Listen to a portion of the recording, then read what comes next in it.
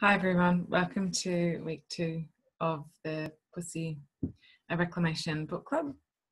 This week we're working through chapter 2 and I'm Emma McCann. So we start with a meditation, so just gently closing the eyes, getting comfortable. Just uncrossing your feet and hands and sitting as naturally and relaxed as possible.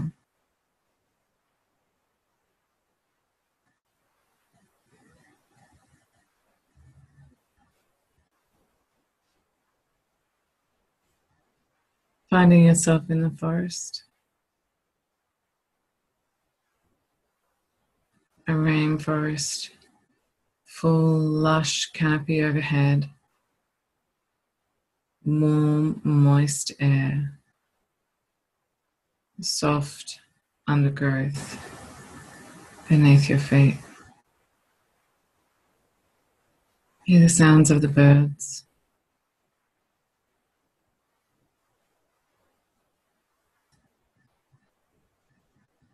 See the magnificent tree trunks of an ancient forest. Thick, broad, strong, towering trees.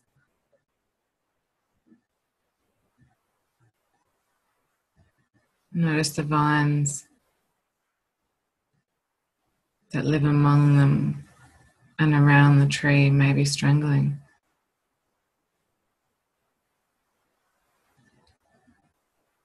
And see between the trees a path. Walking down the path, feel each foot falling on the earth.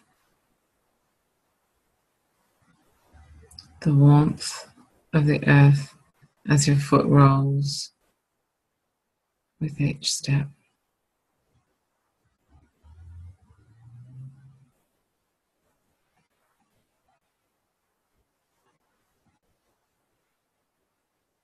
And coming to a clearing, a small, intimate space, you happen upon the most incredible, beautiful, radiant being you've ever seen. She's dancing a magnificent, wondrous, rapture-filled dance.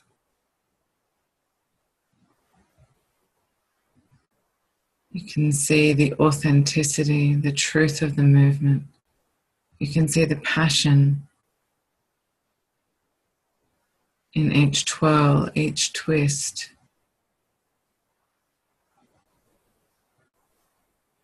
You can see the free expression happening, flowing effortlessly from this gracious being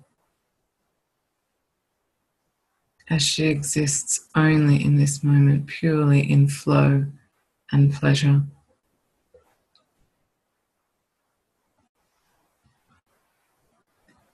You notice the deep desire within to dance with her.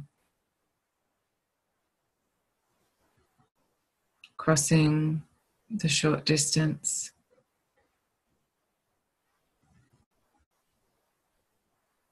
You find yourself in front of her.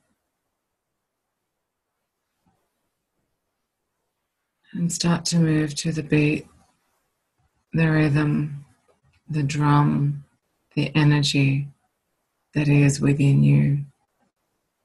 Naturally, you're in sync with this woman, with this divine being. For she is the reflection of your higher self, the true you deep within, buried beneath all your trauma, all the norms that you live under, the shoulds, the dominant culture that suppresses you. But here in this space with your higher self, you're free. Totally, completely, utterly free.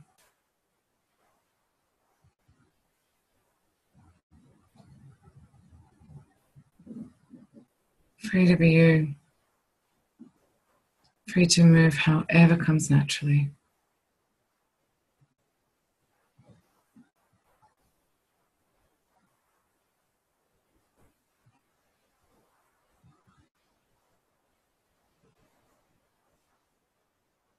You can leave your energy there with this divine part of you, connecting it, holding on to this rapturous movement.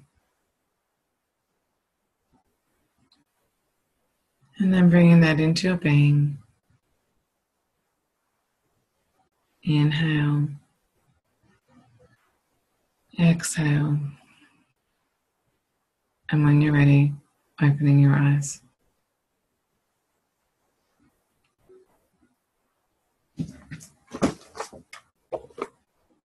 There is nobody here yet, so what I will do at this stage is just begin a discussion of the chapter until somebody joins, and then we can at least deliver something for people to ponder. So chapter 2, Mama Regena goes deeper into the journey of awakening Pussy, awakening her pleasure center, awakening the divinity and the eroticism of the center of Pussy for her. And she doesn't so much go into the specifics of that journey as she did in terms of explaining the training that she went to in chapter 1. But she does give kind of a broader overview that can really set the scene in how you might like to go about this yourself. So one of the first things she brings up in the chapter is a particular technique for an extended orgasm called an extended massive orgasm. And she details throughout this chapter, not in particular gory detail, but she details an experience with this after having had 10 years of studying pleasure, 10 years of being a pleasure researcher, of understanding her own pleasure, her own body, her own clitoris, of understanding how she can come to a place of pleasure within herself and sexual pleasure, and how to really work with both of these concepts. She was exploring extended massive orgasm and had organised for a couple who teach it to come along and basically run a workshop on it. And as it happens, as she talks about that, the woman is sick, and the woman obviously being the receiver, and she asks Mama Regena to step in. And one of the things about this that really comes up for me is how she explains that her head was going, no way, Jose, never in a million years am I going to do this. But Pussy is undoubtedly 100% yes. And she says that a yes croaks out of her voice, and Pussy led her there to the studio. And it was Pussy who was there the entire time, who, she felt safe, she says, and she was excited even. She was totally in the moment, able to receive, even though her head was in fear, basically. And for anyone who has heard of A Course in Miracles or understands the principles of A Course in Miracles, or has done any work through Marianne Williamson or Gabby Bernstein, you'll know, and the Light Worker Institute as well, when there is fear, there can't be love, basically. And fear is the voice of our ego. So basically the ego, the head, the little voice, what I call for myself my inner witch, was saying no, and basically planting the seeds of doubt about, whether there might be somebody that she knows in the audience. But Pussy was a yes, and she followed the pleasure. And in following the pleasure, she did it and she loved it. It was an experience that she never thought she had. She had no intention of demonstrating or teaching extended massive orgasm. It was something she only explored for herself. And so she says at the end of her unpacking of this, she says that the woman that had asked her friend who'd asked her to step in, although Mama Gina was doing her a favor by stepping in, it was actually this woman who'd given Mama Gina a great gift in her capacity to say yes to herself and receive this.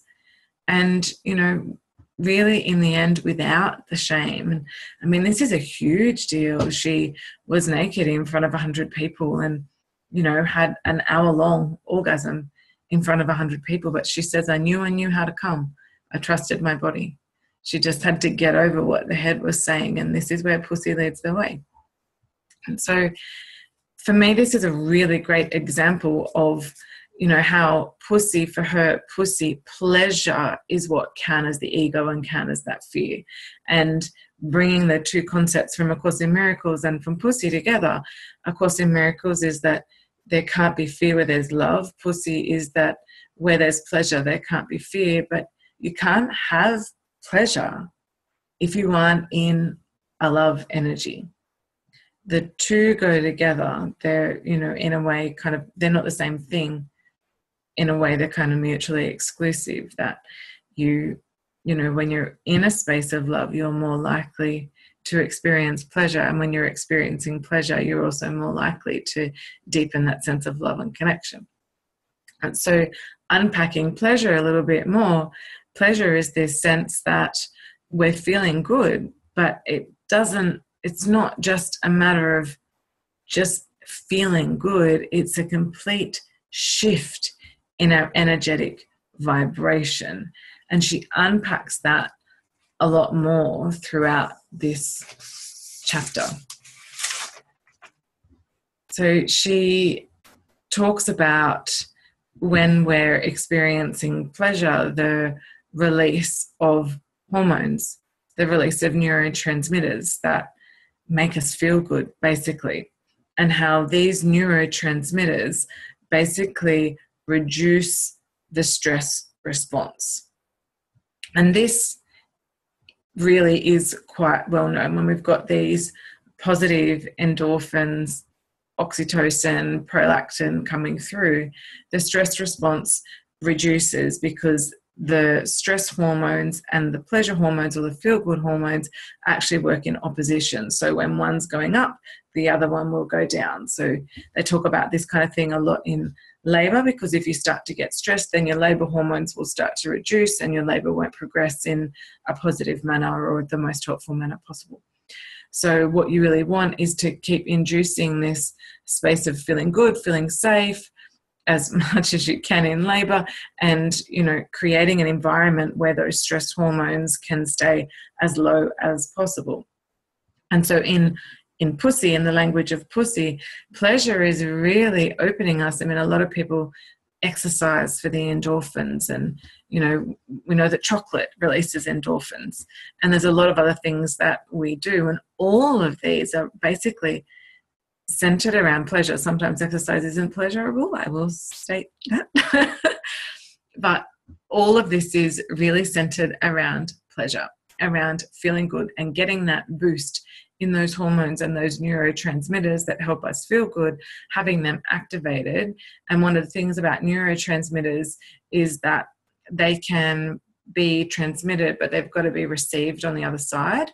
And there's a delay, like a gap between when they're released and when they meet the synapse on the other side. And so the amount of neurotransmitter that's available for the synapses to receive at the other end is part of what creates this feel-good feeling. So when we don't have enough available, sometimes this is where we get things like chemical depression, and boosting that with artificial chemicals can increase that sense of feeling good and allow us to function. But also we can find other ways of tapping into our pleasure to help release more when we haven't got a chemical depression, this can really help us to have more of that neurotransmitter available.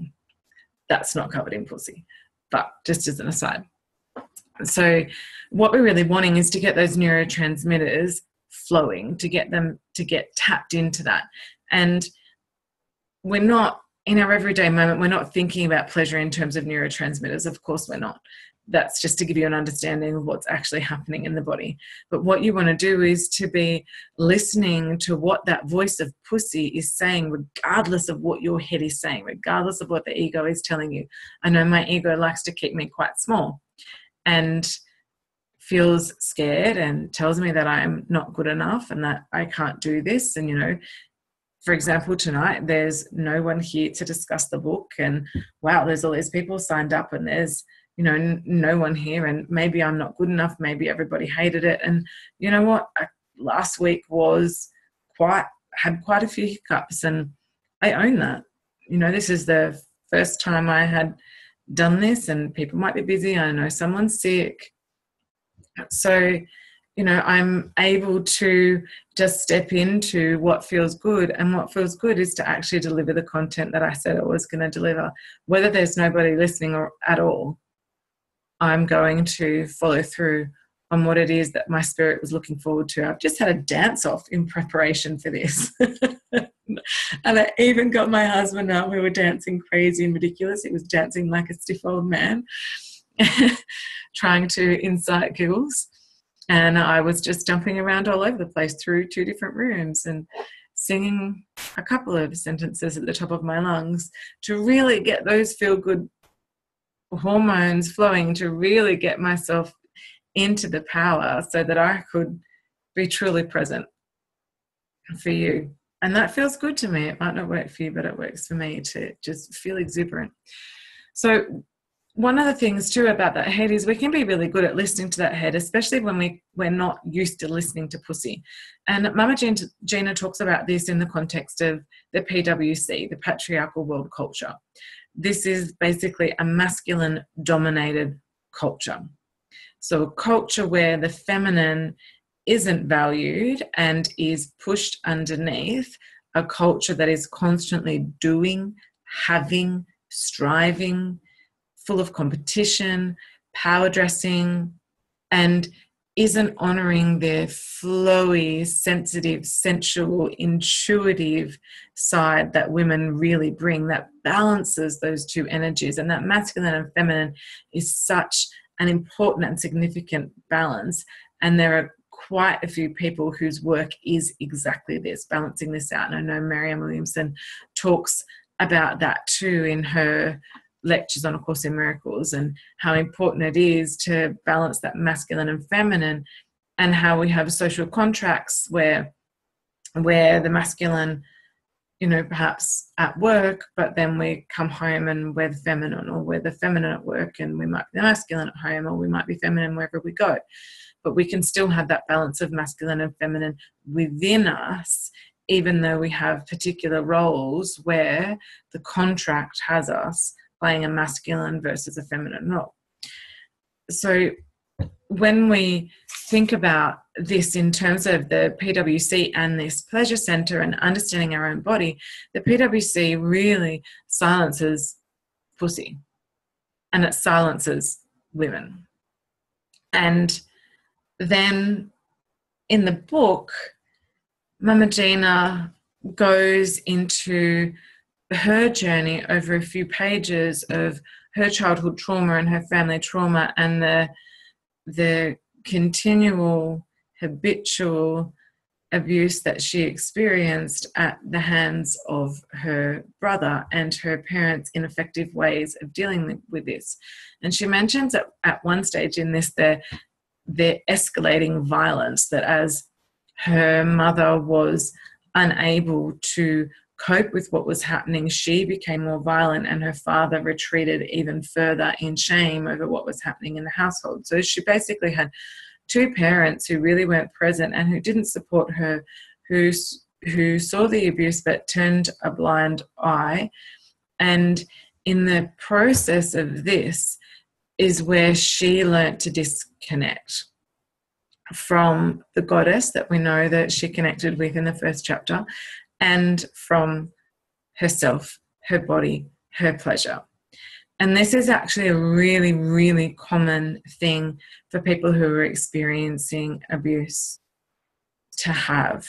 There's a dissociation that occurs so that we're not present when the abuse is being experienced, but also there is this residual shutting off, switching off, turning off of feeling.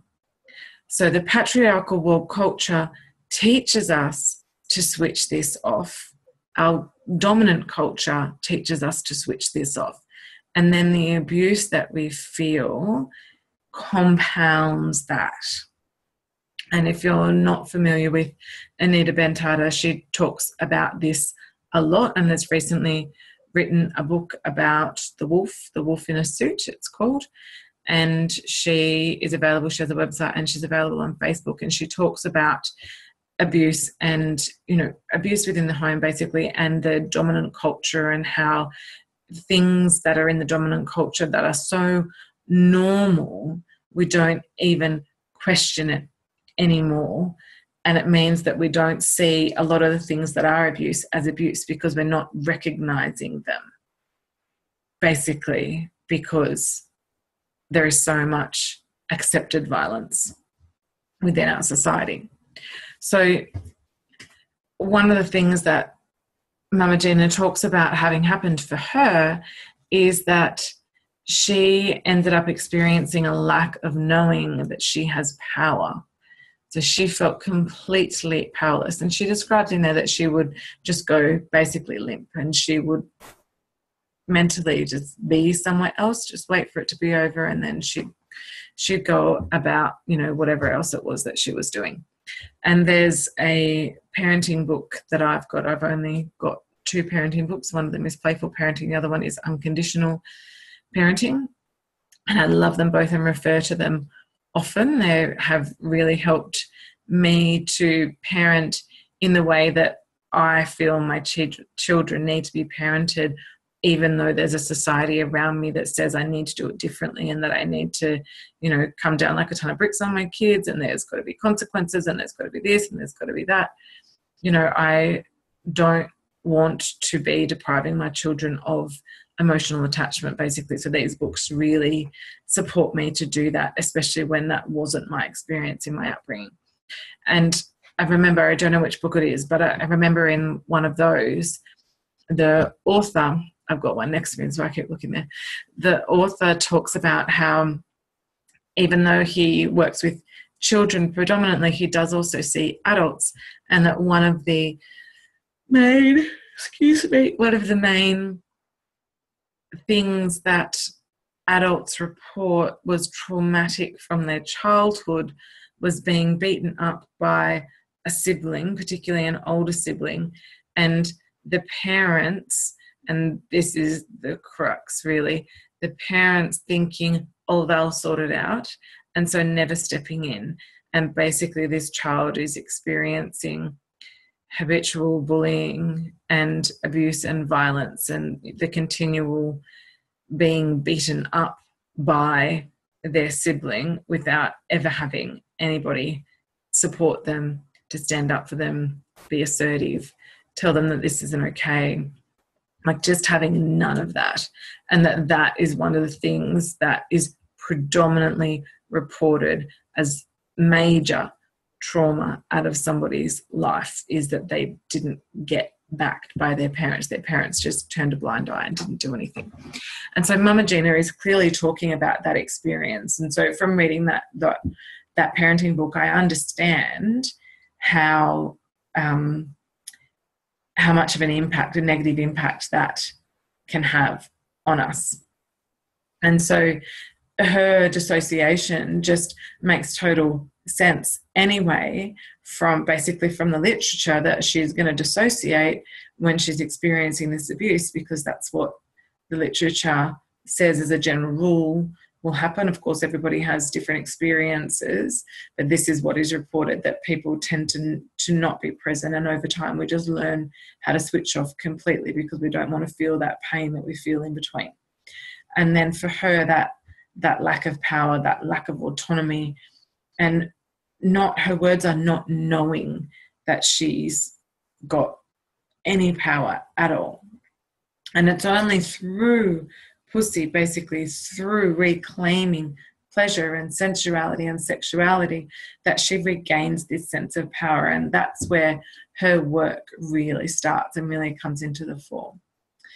So her chapters can sometimes set the scene and then go into something else, and then she'll come back to a particular topic. So the next thing that I've noted down from the chapter is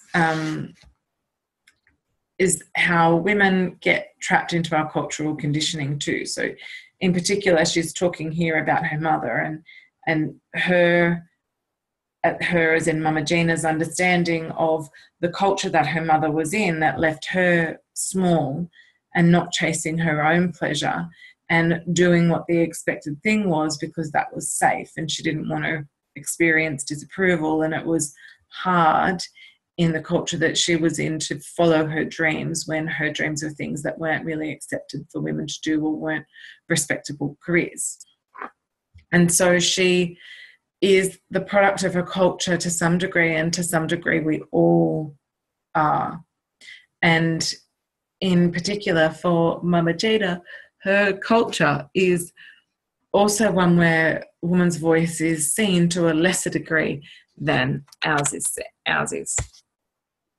The culture really doesn't. It's the 1950s, women just don't have a voice yet. They're seen as housewives and secretaries and teachers and nurses, and that's kind of it.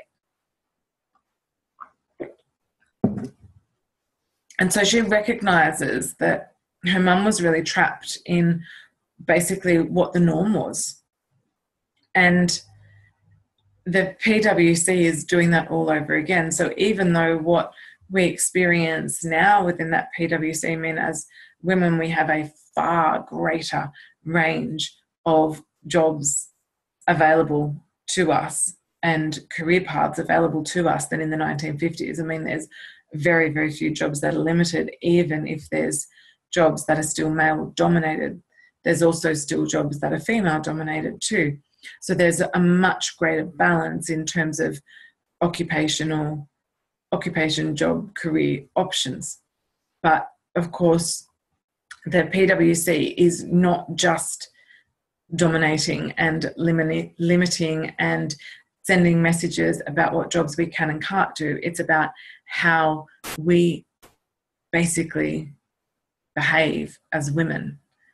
So if we're a little bit sexual, then automatically we're a slut or we can't be taken seriously. And there's been some posts about Emma Watson, who played Hermione in the Harry Potter movies. And as she's grown up and has become an ambassador for UN women's rights, and then there's a clip that I see on Facebook quite regularly now about the website Oh My God Yes, which actually teaches women how to explore their clitoris. And this has phenomenal reactions and responses and likes to that particular post. And then there's another photograph of her basically where, the backlash is that, she wants to be taken seriously, but here are her tits. So that was pretty much literally one of the comments. And one of the discourses around this that has come up, and one of the ways that I have been thinking about this and pondering this, is that we as women really aren't allowed to be sexual and powerful and intelligent and smart and driven. If you're sexy, then you're sexy. And as soon as you show a little bit of breast, then, you're kind of smutty, or it devalues you in some way. Whereas from a lot of people's perspective, that's actually just self-expression and even artistic. And in this particular photo case, and I can try and look it up and put it in the comments, I'll make a note. And Oh My God Yes, I'll note that down too. So in this particular photo, Emma's got a couple of things draped over her, but one of them sort of comes to here. So you can see quite a bit of her cleavage and then the underside of her breast here. And it's a beautiful photo that personally I don't see as sexual. So it's a really, really interesting response. And another one that comes up for me is, I don't know what the show's called because I don't watch TV. Married at First Sight, I think it is. And there's basically backlash when one of the women, I'm not going to be able to remember the character, sorry, but one of the women won't kiss her husband now. And I think they do maybe a peck on the cheek or something. And then the backlash for her for saying, sorry, I'm not ready. And he says, you're not ready, I get it. That's fine, And she sort of looks at the audience and goes like, I've just met him. She's not ready to pash him. And people are going like, girl, you just married him. Poor him. Don't be an ass. Don't be a bitch. Stop holding out. Like she's obliged to kiss him passionately, like she loves him because she's just met him. Because she's just married him, in reality, she's just met him. And it's not in a bar or a club. They haven't even had a conversation. So it's amazing this, that she's holding out on him and she's being mean. And this was a lot of the comments were focused around that type of thing. So I guess the idea that because they're married that she should put out. And then there's all these statistics and, I guess there's more information coming out about consensual sex even within relationships. And, I just, my mind boggles. I don't have the words to explain what I'm feeling. It's one of these things where I go, I can't understand how some people think or society thinks that the woman has no rights or the rights have been handed over, or because I'm married I should want to put out all the time. And, if you say no, you say no, whether you're a woman or a man. And that's one of the things that I teach my kids is there's an amazing book which I've been trying to chase, which is From My Head to My Toes, It's My Body, What I Say Goes. And on each page there's some new thing that happens. And then on the following page it says, From my head to my toes, it's my body, what I say goes. And so it's teaching the children that really it's up to them and that they own their body, and to give them autonomy and power over their body. And I think one of the things that's really important is not just knowing that you can say no or that this isn't right, but having somewhere safe to go, someone safe to tell. And that was my experience of the abuse that I received in childhood, those elements and those aspects and occasions of abuse that I knew were not right. I didn't have anyone safe to tell. That was how I felt. I felt I didn't have anyone safe to tell, just to be really clear that that's, my truth. And the other things that I now realize were abuse, but I didn't know at the time, I didn't know. I didn't know. It was my normal, basically. And she talks about that too, but it's these experiences that basically are shutting us off. It's the perpetual abuse that, we learn to stay small. We learn to stay disconnected from our feelings. We learn to play it safe. We learn to be a person who pleases other people to avoid the punishment or the abuse. We learn to be some other version of ourselves that is designed basically to gain approval from other people and not our own approval, not for our own pleasure. And one of the things that she notes in the book is that when the feminine withdraws, violence basically flourishes unchecked. And so in the patriarchal world culture, basically what she's saying is that if we if we have this masculine dominated culture that, well, every time we come to that, basically there is more violence in society.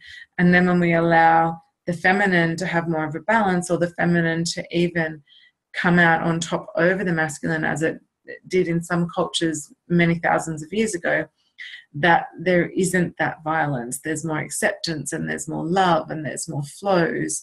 Whereas, the masculine is more punchy and driven and fiery and energetic anyway. Not saying that women can't be that, but again, it's that balance. And so when we're looking at this masculine dominated culture that we've got, this PWC, we have a lot more violence that basically trickles through that because it's unchecked. It's unchecked because we don't have that feminine to really balance it out. And without that feminine and having that violence there, we're losing ourselves even more. And so we really need to reclaim, as she says, we really need to reclaim ourselves so we can start to stop that, put a stop to it. So the other things that have come up for me from this chapter massively are her, basically I created a list, and it would be fascinating to look at this as a list. So, just to see it all in dot point. Pleasure, as we talked about before, increases their chemistry, all those neurotransmitters and the feel-good hormones. It increases our confidence. It decreases our shame. We can live more powerfully. It increases our blood flow and leads to better stress management. I think there's a few other things that I haven't noted down there too. But one of those really big things about pleasure for me is that I feel expansive and feel more in flow when I'm following pleasure, when I'm doing what feels good. And so as long as I allow myself to do this, I'm automatically in this space that feels good. I'm automatically in a space where all this positive energy and those feel-good vibes and, good juju are flowing. And that feels incredible, right? And it's not addictive. I wouldn't say it's like that, but it just becomes natural. It's not a feeling to chase.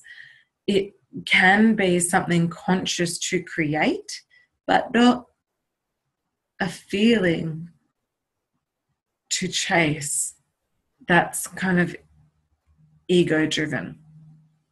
But we all have the right to feel good. And when we follow what feels good, when we listen to those pleasure centers in our body, rather than be in our head and listening to that voice of fear, we really change the course of our lives, and we're actually also really changing the chemistry of our bodies. And cortisol even reduces collagen, for example, so we age more quickly. Our skin will age more quickly when we've got more cortisol coming through. And diseases, I know adrenal fatigue isn't recognized by that name in Australia. I think generally chronic fatigue is kind of that term, but cortisol, the adrenals are our stress centers, and they can be heavily affected, and then the thyroid's affected, and then if the thyroid's affected, a lot of other things are affected from cortisol, and you can put on weight really quickly, and things become basically out of balance. And so all it takes is just a little bit of pleasure to start to rebalance that. And it might take a while, if your cortisol is through the roof, to actually get that rebalancing, but you're starting that process just by finding a little bit of pleasure, creating a little bit of pleasure. And so I always say, what feels good? What can you do to feel good today? So some of those lists, I'm going to actually do that, go through and make a list. I think that would be a really good idea, just to see what she's got there and do some other research about what pleasure can create for us. I know one of the things that she doesn't list but that she talks about is basically having trained herself to sexually, in terms of sexual self-pleasure, she trained herself to experience an orgasmic level of pleasure basically from her first strokes. What a powerful experience. And I know there was somebody I met at a birthday party yesterday who said that she didn't do much self-pleasuring, and her partner actually said to her, well, how do you experience pleasure? How do you know how your body works? You actually have to do this as a woman to be in touch with yourself. How are you going to teach me how to pleasure you if you don't know how to pleasure yourself? And this is actually precisely basically one of the points that she makes later in the book, is that we can't really teach our lovers how we like to be touched if we don't know how we like to be touched. So maybe you can start working on that if you're not already. Okay, and she makes the point too that self-help and therapy are nice, but they don't create these chemical shifts. So she's kind of comparing here all the different things that we can do to make ourselves feel good and to get better and experience recovery and healing. Self-help and therapy. I'm yawning so much because I'm talking so quickly. Sorry. Self-help and therapy, they really can help reframe things, and they can provide us with great insight, really great insight, and they can really lead us towards change. And the point that she's making is that they of themselves aren't what is creating the chemical change. Like watching a video of exercise compared to actually doing exercise. Imagine the comparison of those feel-good hormones. It's, going to be quite a difference. The expected difference would be quite high. Basically, that's the kind of point that she's making, that, these help us. But in terms of changing our actual chemistry, we really need to be engaged in activities that help us feel good and feel better. And basically that is pleasure, anything that makes us feel good. And pleasure, I started to write a list. She had a few things. She had radiant, powerful, and erotic. And I've added pleasure-filled, confident, joyous, rapturous, expansive, and the list goes on. These are the feelings that we can have: happy, full, whole, amazing, incredible, vibrant. These are all things that we can experience from being in a space of pleasure and creating pleasure. So when I was dancing just before, for example, even though I was being silly on some level, I really wanted to move my body, and I've been for a run and done some weights today.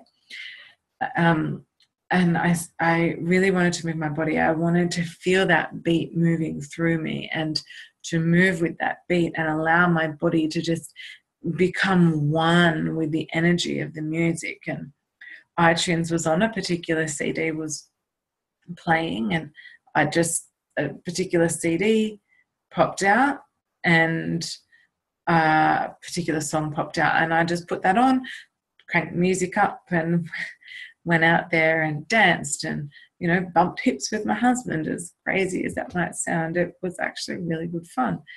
And that laughter, I felt so much more energetic and energized just for 3 minutes of moving around. And I'm so glad I did it, because again, it's that point, that she says, saying yes to the Verdanskis for the extended massive orgasm demonstration. If she had listened to her head, she would have said no, but she followed pussy and she followed the call for pleasure. And she was so glad that she did. That was one of those experiences for me, just 3 minutes of dancing, very different to the experience that she detailed there. And so any of these feelings and, whatever other experiences that you have, these are really powerful. really, really powerful to get that vibrance flowing, to feel amazing. And so when we do this, when we get into this space of pleasure, we're really allowing ourselves to feel good and to tap into this space of love, this, erotic sense of self, this divine healing nature that comes with the vibrance and the expansiveness of pleasure. It feels good, but it's literally healing. Quite literally healing. Changing our biochemistry with every moment of pleasure and training us to experience more pleasure more easily, because it's easier to tap into that feeling once you know what it is that you want to feel. And she talks then about practices that you can do to engage with pussy. And she does this because she sees pussy as basically the seat of pleasure, the center of pleasure within the body. And she talks about the clitoris having 8,000 nerve endings. And later on in the book, she compares that to the penis, which has 4,000. And the penis does more than one thing. It does more than pleasure, whereas the clitoris only does pleasure. And when you anatomically look at the shape of a clitoris, it is the shape of a wishbone. And what we see coming out, so, a wishbone sort of, having the two bits like that and then being joined in the center here. So what we see on our external genitalia is just this point here, like the tip of an iceberg, 90% is underneath. And the two wings go in and they actually innervate the wall of the vagina, and this is what the G-spot is. So even when you're having a vaginal orgasm, it's still the clitoris that's doing that work. It's still the clitoris that's creating that sensation. So it's a really, really incredibly powerful part of our body. 8,000 nerve endings is unbelievable. I would love to know how many are in the tip of a finger to be able to compare, for example, because we know how sensitive this is. But, it is so powerful. And the idea of this being the center of our pleasure, she says we need to basically get into communication with pussy, get to know her, get to love her, get to start to work with her and her energy. So she says, consult your pussy. And it's, asking, like talking to pussy, what do you want to do? What do you want to do today? And she's got the questions there on page 47. She says to ask yourself, and you could use your own words, pussy darling, do you feel relieved that I'm paying closer attention? And I did ask myself this as I did a final look through the chapter just before this. And I did ask these questions. Do you feel happy that we're chatting? Are you pleased I'm offering you a chance to be heard? And she says, can you feel her answer? Think about your pussy. Yes, put your thoughts right there at the meeting of your thighs. Even just thinking about her starts the feel-good chemicals flowing. Now, what do you feel? It might be a light pulsing, a throb perhaps, or simply a sense of lightness, a heightened awareness. This is a gorgeous and excellent beginning. There'll be more to come.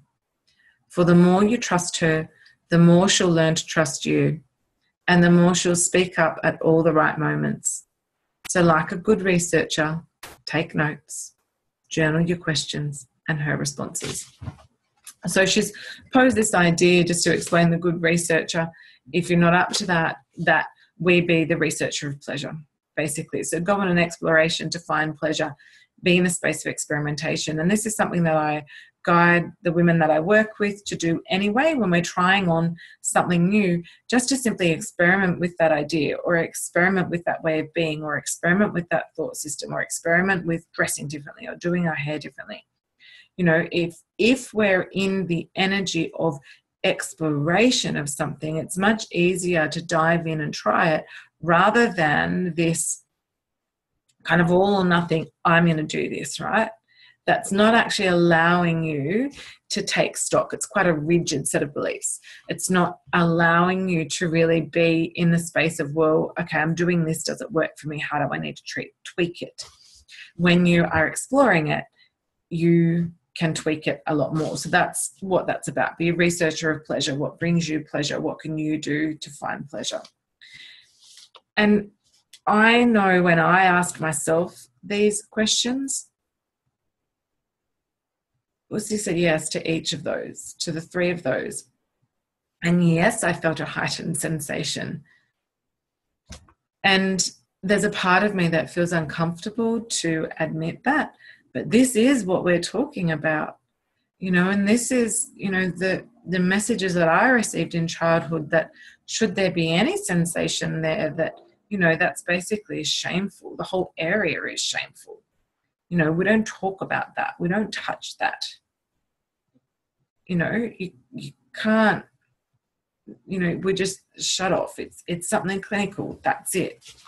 And so reprogramming that is something that a lot of us have to do, is working with that voice, working with those messages that we were brought up with that stop us from having a close relationship with our body. And in this case, really the most powerful part of our body. And she makes the point in here that, you know, this is where every woman is birthed from, through the yoni, from the womb. Whether we are removed from the belly via incision, whether by choice or necessity, or whether we have a birth where we move through the vaginal canal, every single person on this planet came from pussy. And I know that helped me actually when I was having my babies. Everyone's here. They all had a mother. She did it. I can do it too. Particularly in my first one, where I didn't know that I could trust myself. My second one, I trusted myself. So anyway, these questions, she then goes into the pussy rehab sequence. This is page 47 still. She says, get in touch. So on the first day of your rehab, she talks about her own shame too. So this basically is designed to support you to get into closer contact, so have a closer relationship with pussy. So on the first day of your rehab, set the timer on your phone to go off every hour. Each time you hear it, put your hand on pussy for 60 seconds and just notice. What do you notice? Let her talk to you. And then step 2, go panty free. Going without panties, and another undies, knickers, whatever you like to call them, is another way to get in closer contact with them. And she says that in the SWA, the School of Womanly Arts, which is the mastery program that she teaches, they actually have Panty Free Friday. So basically the whole, the community as a whole in general does Panty Free Friday. And it's one of the things that as a result of the book I've tried, not as Panty Free Friday. And it's, you know, something that only works for me under quite a long skirt. I don't like the feeling under pants, and I'm not yet brave enough to do that under a short skirt. That feels quite sort of risque and, you know, unacceptable in society. I'm not quite there yet, but it's very freeing. It's very freeing. And as I've talked about that, I know a few people who've said, oh yeah, I do that all the time. I love being like that, or no, I could never do that. And it's been a really interesting discussion to have. And, you know, some days I will tell people, and some days it's like my own little secret. I'm not wearing anything today. And, you know, it does help me have a closer relationship because the sensations are very different as to when I'm wearing knickers. And then her third step, she says hello on the regular. And she actually says to use a hand mirror so that you can use your mirror to look at pussy and then talk to her through that reflection. And this is a phenomenal practice. And I want to pose the question, do you know what your pussy looks like? Have you actually looked? Have you looked as a result of reading this book or getting to this chapter and seeing that? Or are you somewhere where you're going, no, can't do that, not for me? So just noticing, again, exploring that, experimenting, seeing where you're at with different things, that's fine. And then she goes into the 5 stages of pussy, which, really unpacks those different feelings I was just talking about there. So in the first stage, complete and total revulsion. Everything about pussy is revolting and disgusting, basically. Stage 2, we basically pick up the mantle of the scientific researcher. So being in the energy of I'm going to explore things. So we can find curiosity and we're able to tolerate looking in pussy's direction without nausea. Then stage 3, our natural curiosity engages. We become an affectionate researcher interested in the learning. We suspect that there's an aspect of us that we'll never know if we don't research the clitoris. The 8,000 nerve endings is what she says. Stage 4, she becomes a pussy aficionado, a pussy connoisseur, if you will. We take great pride in our own pussy. And we realize that a woman who owns her pussy owns her life. And our relationship with ourselves changes dramatically and our confidence soars massively. And then stage 5, rapture. And I liken this really to, in yoga, we're seeking enlightenment or samadhi, which in Patanjali's yoga, there's 8 limbs and the 8th limb is enlightenment. And every other one of those limbs is designed to get our bodies and minds into a state where we can experience samadhi or enlightenment. And in the Western culture, it's very hard to maintain that. And I have come to a place where I understand basically that this yogic enlightenment and maintaining that is a lot easier without external distractions. But the way that pussy teaches that we can access rapture so much. Enlightenment is within, but there is so much out there that is taking us away from a sense of calm and peace, especially when we buy into it. Whereas if we are in this space where we're allowing pleasure to lead, we've got a bigger hook. Calm, it feels good. Pleasure is a more vibrant version of that. It's a contagious energy. Calm, people will tend to calm with you, but feel good. The life of the party, people naturally gravitate to that person. And so rapture is just awe, adoration, amazement, all of that around basically pussy, because of your relationship with pussy, because of the way you're exploring pussy. And she says, suffice it to say, I want you to get to stage 5. I want to seduce you into trusting your pussy, trusting and listening to your inner GPS. And that's what the rest of the book and her life is about. And she goes then back into the experience doing the demonstration of the extended massive orgasm. And basically she's explaining rapture here. I was receiving everything that pussies love: attention, approval, appreciation, praise, and pleasure. I felt the unmistakable connection between me and every other living, breathing person and everything on earth. I was the energetic current, the conduit the source.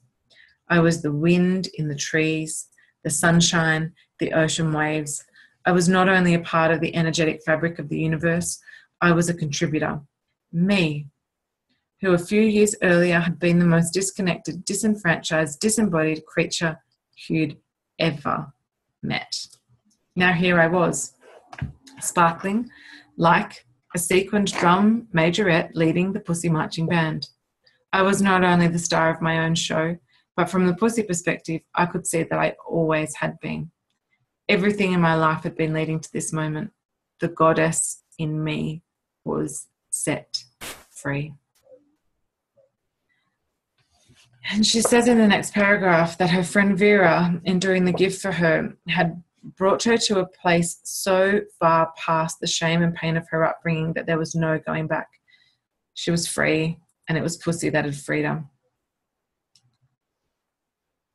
She'd been a woman divided from the word, divided from her body, divided from the world. And that day, Pussy hurled her into a sense of radiant reconnection so powerful she gave me enough juice to reconnect the world. Your Pussy is longing to do the same for you. It doesn't have to be the same adventure experiences as Mama Gina had, or as I had, or your next door neighbour, or your mother, or your sister, or your best friend had. It's what your Pussy leads you to do that is going to awaken you. You can't follow someone else's path here to be awakened. And I didn't ask you, where are you on the stages, the different stages, the 5 stages of Pussy? Where are you? I find that I float between 3, 4, and 5, depending on how much my ego is at play, basically. And then I just want to finish basically by asking you, if you know that you've got a part of your body so powerful that coming into full acceptance of your body, of her power, of Pussy's power, of pleasure, of releasing that shame.